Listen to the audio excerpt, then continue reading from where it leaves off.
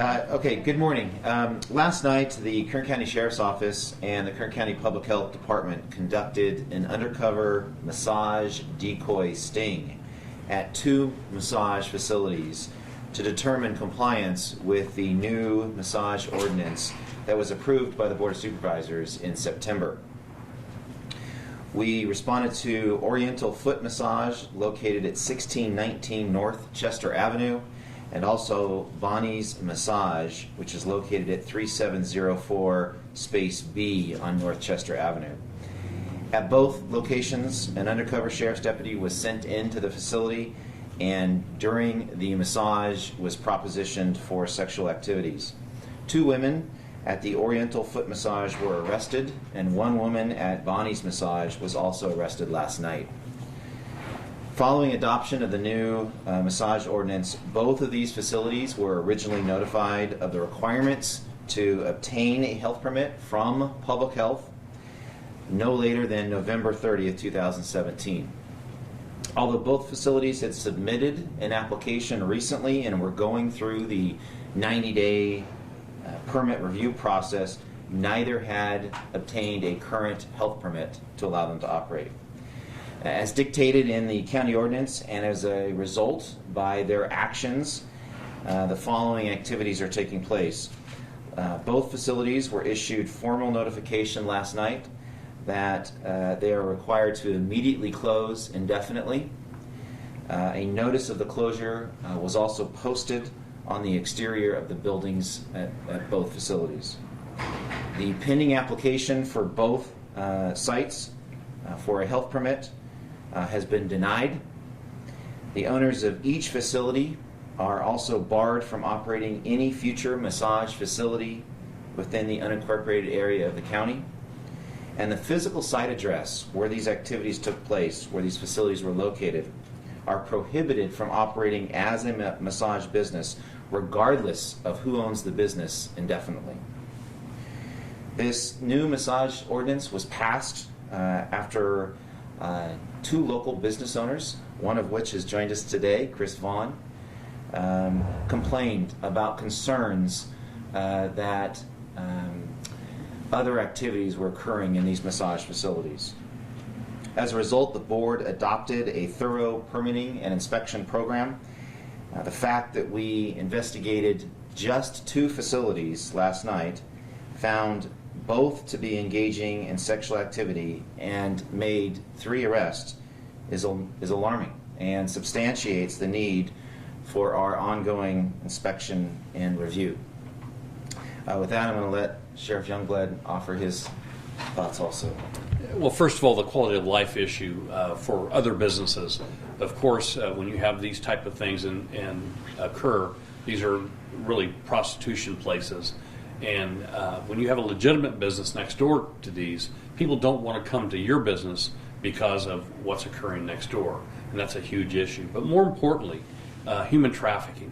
There are people that are brought to this country illegally, promised a career in something else, and then when they get here, they are introduced into these type of activities, prostitution, massage parlors, and they have no place else to go. So you either do this or you don't have any livelihood and you're in a strange country.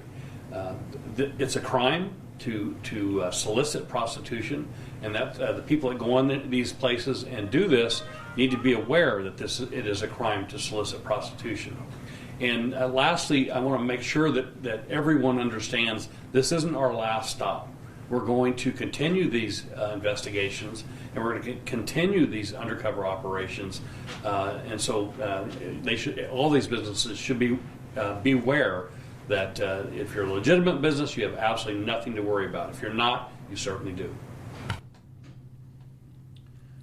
What did the health department, what violations other than the obvious prostitution, what did you guys discover? Our focus was to determine if they had a current permit, which was they did not, and in fact that they had engaged in this activity was enough for us to take immediate action. We did not perform an inspection, a thorough inspection on any other aspects of the facility beyond the prostitution concerns. Sheriff, is there a definition between the misdemeanor and felony in any of this, or just misdemeanor charges? Well, certainly if you're involved in human trafficking, that's a whole new level. But most of these crimes are misdemeanors. But there's this health aspect. People that go into some of these places, there are diseases that we all know are out there, and these are people that really aren't all that concerned with spreading that disease. So you should be aware of what can happen to you on these. Plus the public embarrassment of being arrested in one of these places for soliciting prostitution, because there are operative cases where we actually put phony massage people in and wait for the people to try and solicit the act. So this works both ways, and you should all be aware. For the three that were arrested, was the charge soliciting prostitution? I don't have the charge, but it was something similar to that, of course. Do we believe, you mentioned human trafficking, do you believe that these two shops were involved in that, possibly? I don't know the background. You have to understand human trafficking. Someone could be here for a long time and be integrated into the business where that's their lifestyle, and you wouldn't know how they got here. So I really don't know if that's the case in these. Is that something you guys are looking into? Well, we certainly, in human trafficking, the person who is brought here is the victim. In this case, they're also the suspect. So there's a tendency for them not to want to share a lot of information with you. Do you have the names of those arrested? I can get those for you. I don't have them with me.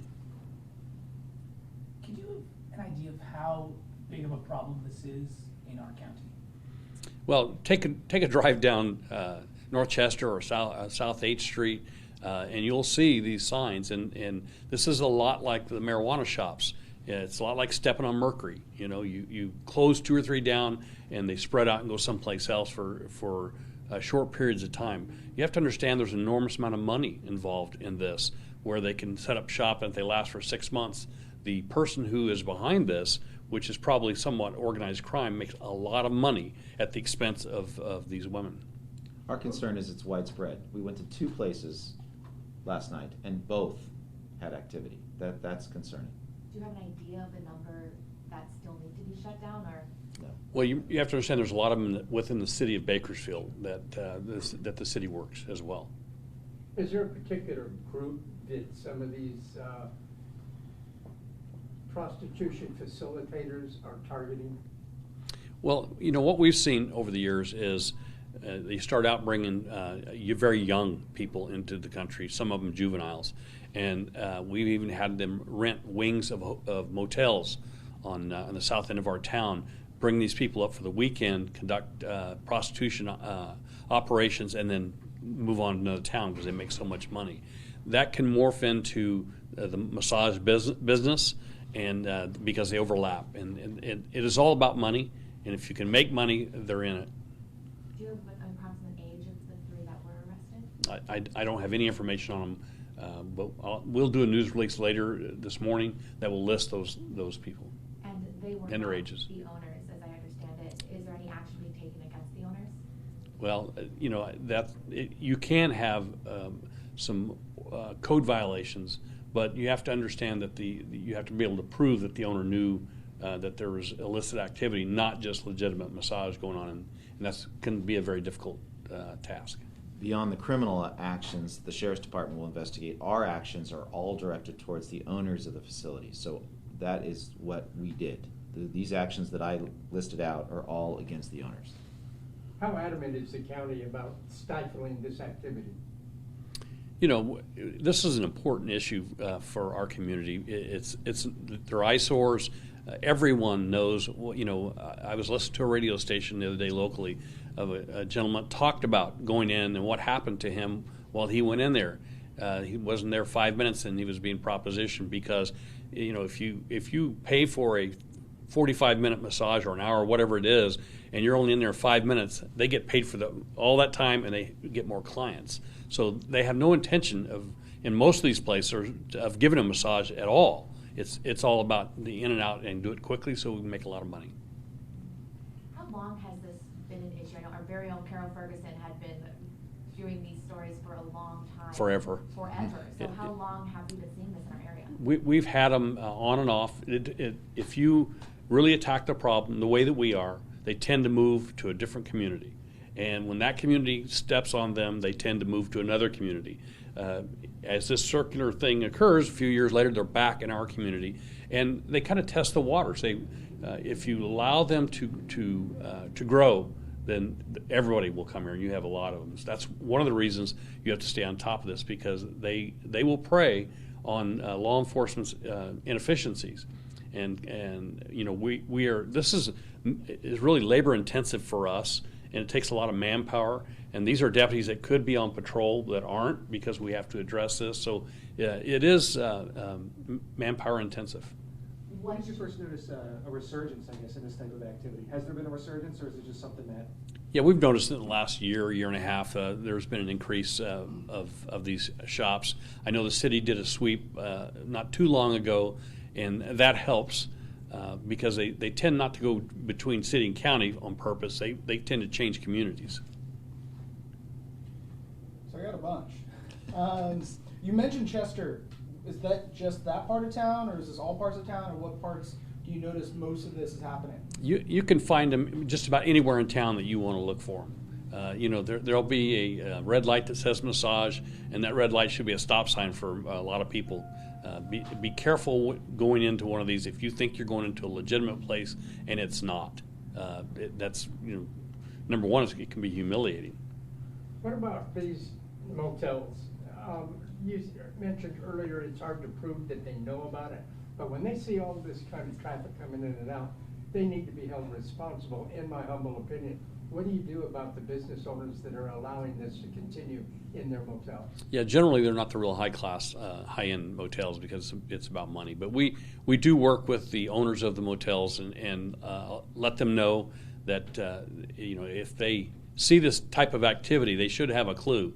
If somebody brings in 6 or 8 young people to stay in a motel for the weekend, there's some clues there, and we are in constant contact with these motels to let them know that they can be held accountable. That was my next question. Are they held accountable? Well, it's again very difficult, you know, to prove these things. But I don't know of any of them that have been prosecuted, but certainly the potential is there. So you went to 2 last night. Yes. How many more do you have on your radar? How many more sting operations? How many more nights like last night do you plan on having? Well, I think as Sheriff Youngblood has said, this is a routine event that we're going to participate in, and as part of the actual ordinance that the board approved is to provide these routine decoy operations, so indefinitely. And they're all on our radar. So this is like once or twice a week, or a couple of months, or? I wouldn't want to give them a clue when we're coming. All right. Of the 3 that were arrested, do you know where they came from? Do you know if they have legal status here? We don't ask legal status whenever we arrest people and book them into the jail. It's not concerning to us from a immigration standpoint, and so we don't inquire anyone that's booked in the jail their legal status. The legal status was towards, like, if they were brought here illegally for like sex trafficking, like if they came. Yeah, if we had information that led us to believe that, we certainly would follow up on that. But we don't routinely ask people when they're booked in the jail if they're in the country legally or not. Then you talked about permits. Yes. Is it just business permits, or is there a special kind of permit you need to have to be a massage parlor on top of that? And what permits did they not have? So both. They're required to have a business license that the Sheriff's Department issues. They're also required to have a health permit from Public Health as an operating permit. Both. And they didn't have either of those, is what you're They saying? did not have a health permit to operate. I'm unsure of the business license status. What can the community, like, what are signs for the community? I know a lot of this, you probably get tipped off from complaints. Yes. What should the community be aware of? What should they look out for? Well, this is a perfect example sitting right here. A business owner next door it's having a significant impact on his business. And he doesn't have to be a policeman to know what's going on. When somebody drives up there and they're there for 10 minutes or 15 minutes and they're gone, there's a clue. We call it a clue in law enforcement that it's probably not a 45-minute massage jammed into 15 minutes. And I wasn't going there. These business owners contact us and they complain, and they have a right to complain because they're a legitimate business that is being severely impacted. And we need, in law enforcement, we pay attention to that because it really is a quality of life issue. What's your message to these girls or guys, but it does sound like it's predominantly females who are involved in this, what's your message to them? Well, some of them speak broken English, and some of them, I don't know how long they've been in the country, but if you're in human trafficking by force, we're there. All you have to do is contact us. We will find a way to help you and to get you out of that situation and into a safe place. That's what we do. We have a mechanism. We have places that we can do that, and no one should be required to be forcibly to do any of this stuff that's done.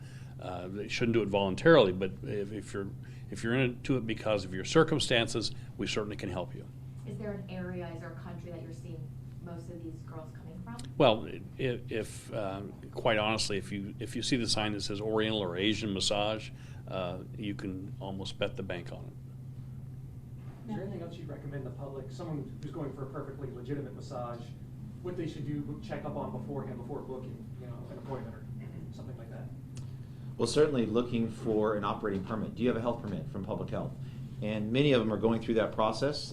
They were supposed to start the process by the end of November, ask to see their health permit. If you have concerns or if you want us to look it up, call public health. We'll help you. So starting November of 17, they were supposed to be. They were supposed to initiate the process. It's a 90-day review process where we look at background, we look at zoning, we ensure that every masseuse is certified as a masseuse, and they walk through that process. So everybody's at a different stage, but to operate, they need to have submitted that and started going through the process. Some have permits, most are in that process. Does public health have a list of, these are Kern County certified masseuse parlors that are good to go? We don't yet. So what are the charges these people are facing? Is it just permit violations or is it youth trafficking? Well, we're going to send a news release out. We didn't send it this morning because of the investigation last night, but we'll get that out today, and it'll list the specific charges on these three people. How long does it take to start a sting like this? Has this been something you've been looking into these two places for months, or? Yes. Quite frankly, I drive by it every day on the way to work, one of them, and it's so blatantly obvious what's occurring there. And if it's that obvious to me, the people that live in the community, we have kids that are growing up in specifically in Oildale that have a difficult enough time as it is to grow up in that environment, and they're faced with marijuana shops, tattoo shops, and massage parlors. And none of those are positives for the youth growing up. I'm not saying they're all bad businesses. I'm just saying the environment is very difficult. And these type of businesses really make it harder because they see it every single day, just like I do. And this kind of piggybacks off of that, but it seems like you guys are passionate about shutting these down. Why is it so important? Well, I think we've already talked about the human trafficking. We've talked about the quality of life issues, and we've talked about the message it sends to our youth that you become desensitized if you live in the environment that like Oildale. That becomes the norm of what they see every day, and quite frankly, that's not the norm, and we shouldn't stand for that. And I think that this is really about helping our youth understand that life is bigger than that. Were your suspects independents, or were they working for a facilitator? Or do we know that? I don't know that. I can tell you that most of them have some connection somewhere to how they got there, but I don't have that information. Do you know how many of these massage parlors you've shut down since that ordinance went into place? Yeah, so, Bryn, it's the first? These are the first. These two. But not the last. No. So these are the first, but not the last. Have some gone through the process, but we have not approved for other reasons? We have started the process on them, gone in and done an inspection, Okay. and not given them the permit, Got it. waiting for them to make corrections. So these are the first two that we've taken formal action on. What message do you want to put out there to people that might consider involving themselves in this kind of activity? A lot of your doctors and chiropractors have masseuses in their business, and almost all those are legitimate. So all you have to do is look in the right spot to find the right thing. And if you're looking for the wrong thing, it's pretty easy to find the wrong thing. And to be honest with you, the people that regularly go into these places, most of them know exactly what they're going in for. Any chance we could talk to the business owner that you guys have here? Would you care to talk with us, sir? Sure. Could you grab a seat up here? Yeah, I'm good, right. And all three of you there. Can I get a haircut while you're here? Yeah. Matt, you want to be in that? Whatever you guys want. Get a third chair. First, can you spell your first last name? Chris, C-H-R-I-S, last name is Vaughn, V as in Victor, A-U-G-H-N. And your Can you scoot a little business, closer to the microphone, please? Okay, Thank you. sorry. your business is where and what? Norris Barbershop, I'm at 316 Norris Road, How long have you been there? 7 years going on 8. So what have you been experiencing and for how long? Activity-wise, I had to fight off a marijuana shop for my business about 7 years ago when I started. And the activity there ranged from drug trafficking to amphetamine in my parking lot to drug paraphernalia in my parking lot. I witnessed a child being handed drugs in front of my shop, things like that. That's how it started. It angered me. And once Sheriff Youngblood actually took care of that problem, they left. We had the massage parlor move in next door. So with that comes traffic, there comes people. I was in the Coast Guard. I used to rescue people for human trafficking, so I know exactly what it looks like. I know exactly what's happening. So it's kind of a slap in the face to me that I come home to doing my job and I see this right next door to my business. And we're having to make laws to protect people that are here illegally that need help. And that's why I got involved. And I've seen tons of people coming out of my business. I've heard all kinds of jokes and comments, but the problem is the comments are real because there are websites now where you can go to, legitimately buy for $15, and now you're on the map of Bakersfield for every massage parlor you want to go to. And we're talking places that you would go to get your nails done, you would never suspect. In that back room, it's happening. What were you seeing? Like describe, because people at home might not have your viewpoint. Okay, let's see. I've seen women walk in there that have been denied a massage 20 times. I've seen certain ethnicities turned away from the shop.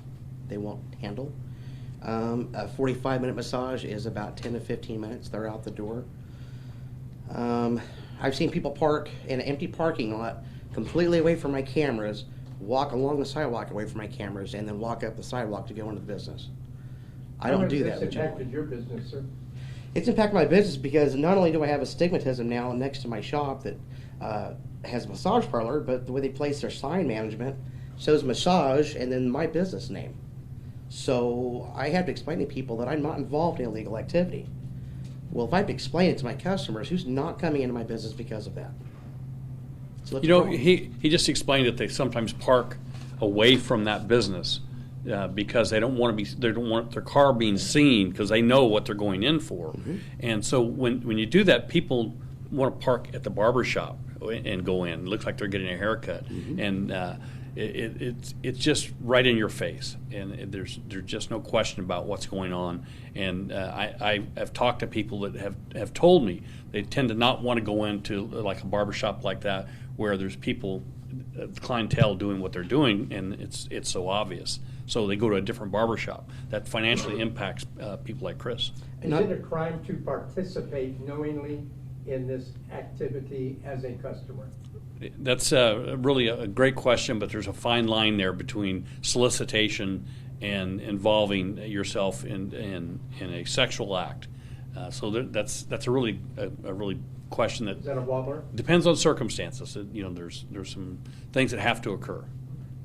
But you can't be registered as a sex offender, right? No, it depends on the age of the masseuse. Okay. One other question, masseuses, that's state regulated to have that licensing, is it not, sir? It is. They are required to become certified through the California Massage Therapy Council, and the ordinance that the county's put in place enforces that. So anybody that's doing massage in the unincorporated area of the county has to be certified as a masseuse, gone to school, taken a test. It adds legitimacy to the practice. Chris, right? Yes, ma'am. why would you urge other business owners like yourself to speak up? Why? Because I came back to Oildale to run a business legitimately and change my community. And I've seen an influx of marijuana shops, tattoo parlors, and now massage parlors. The pot shops set the standard and the gate to open the floodgates for these people to come in and do business how they want in Kern County. And I've just seen it go downhill. What message do you want to put out there to the people? You need to be aware of what's going on in your community. And it's like Sheriff Youngblood said, he drives past it every day, he sees it. There's a lot of people that don't see it, they don't pay attention. And they should, because you've got children, you've got family members, you've got friends, you've got young kids that are growing up in this county. And if we don't stop and pay attention, it's going to end up just like LA. It'll just be run over, it'll just be pushed back, and it'll just be here, and we'll be desensitized to it. And it's not right. Anything else you gentlemen want to add that we have not asked? I can't think of. Okay, we're clear. All right. Okay. Thank you. Thank you. Thank you guys.